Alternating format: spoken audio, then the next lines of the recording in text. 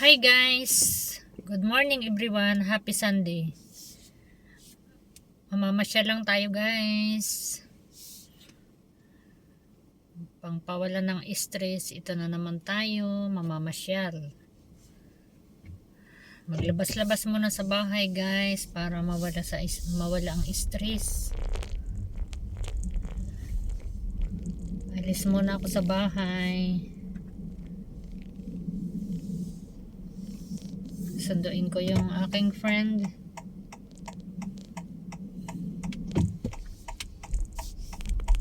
Malamig dito sa Japan guys, kaya ganito ang aking attire. Super lamig. Dito ako sa loob ng aking car. Isara natin ito para medyo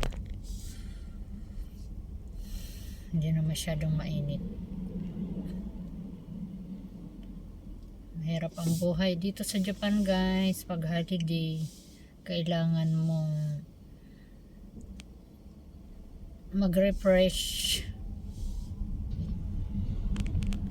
kasi bukas, Monday na naman bukas, trabaho na naman, start na naman ng trabaho, kaya kailangan maglayas-layas muna sa bahay, alis-alis muna.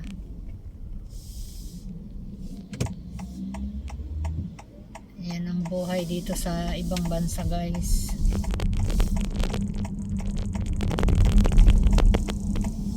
Kailangan mo dito, ang libangan lang dito guys sa ibang bansa ay yan, pasyal-pasyal. Kasi pag normal na araw, trabaho na naman. Ganyan lang.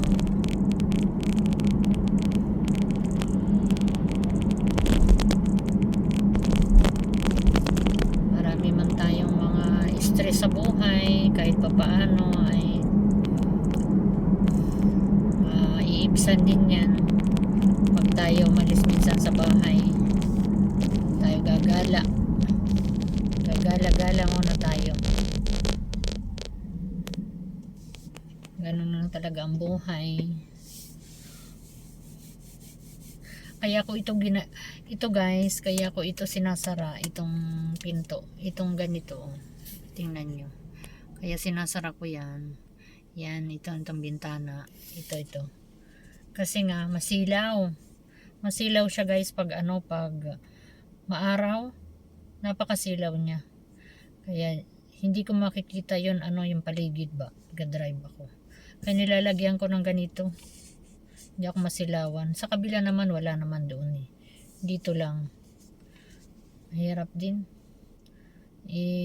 Siyempre, delikado diba pag pag magdadrive ka ng masilaw. Baka mamaya ma-aksidente pa. Kaya nag-iingat lang. Kaya nilalagyan ko nito. Ganun lang.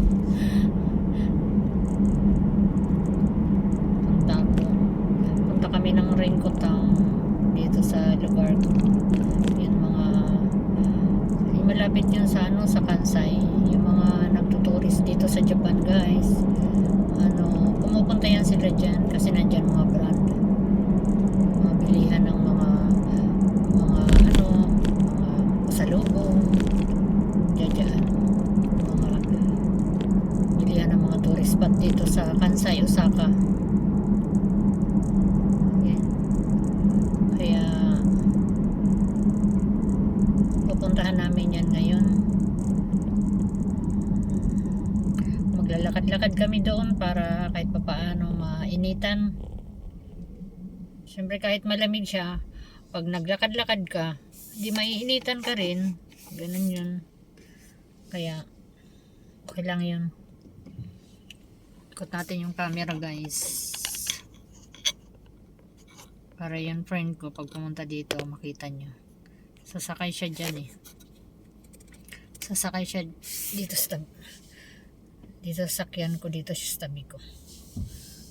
Kaya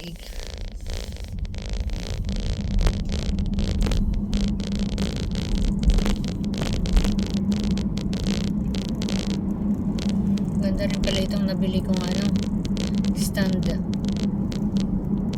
cellphone, oh. Ang ganda. Hindi rin pala siya nalalaglag. Ang galing. Ang galing.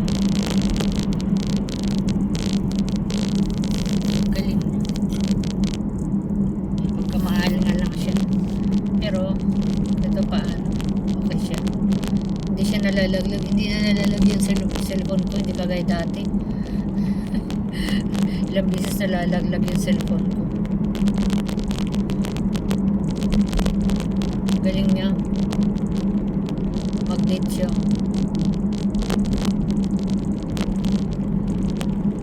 Hindi siya gumagalaw. Ang galing.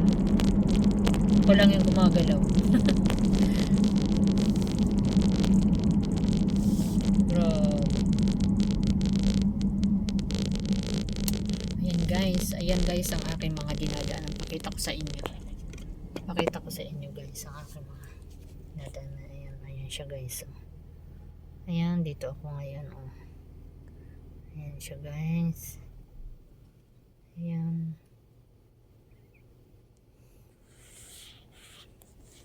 Balik na kita dyan. Balik ko na. Ay.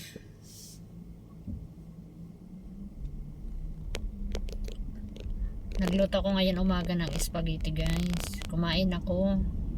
Tapos, syempre, akala ko ay walang mag-aaya sa akin lumabas. Yun, matutulog na sana ako. Tanghali pa. Kahit isang oras lang. Wala. Tinawagan ako ng aking kasama sa trabaho. Sabi niya, ate, busy ka ba? Sabi ko, hindi. Kakain ko lang, matutulog na ako.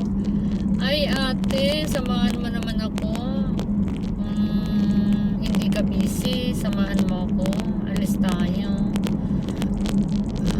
Hindi ako naman. Dahil gusto ko rin mag-aliwaliw. O sige.